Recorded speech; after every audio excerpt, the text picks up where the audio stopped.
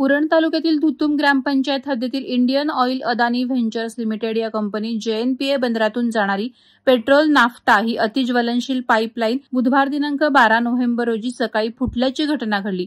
नागरिक आणि प्रशासनाच्या प्रसंगावधानामुळे मोठा अनर्थ टळल्याचं बोललं जातंय। मात्र सुरक्षिततेच्या दृष्टिकोनातून उरण खारकोपर रेल्वे सेवा बंद केल्याने ऐन दुपारच्या वेळेत उरणसह नवी मुंबईकरांची तारांबळ उडाली।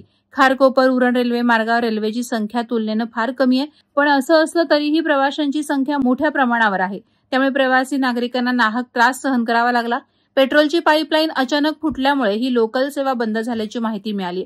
सुदैवाने यामध्ये कोणतीही जीवितहानी झालेली नाही। कोणताही अपरिचित घटना घडण्यापूर्वीच मध्य रेल्वेने खबरदारी म्हणून रेल्वे सेवा बंद केली आहे। शिवाय मध्य रेल्वेने प्रवाशांना सहकार्य करण्याचं आवाहन केलंय। पाईपलाईन दुरुस्तीसाठी किती वेळ लागेल याची माहिती कळू शकलेली नाही। रेल्वे पोलीस कर्मचाऱ्यांकडून युद्ध पातळीवर पाईपलाईनच्या दुरुस्तीचं काम सध्या सुरू आहे। दरम्यान मध्य रेल्वेच्या मुख्य हार्बर आणि ट्रान्स हार्बरच्या तुलनेत सीवूड बेलापूर उरण मार्गावर लोकल फेऱ्या अत्यंत कमी आहेत।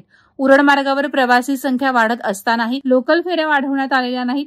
उरण मार्गावर 1.5 तासांच्या अंतराने लोकल उपलब्ध आहे।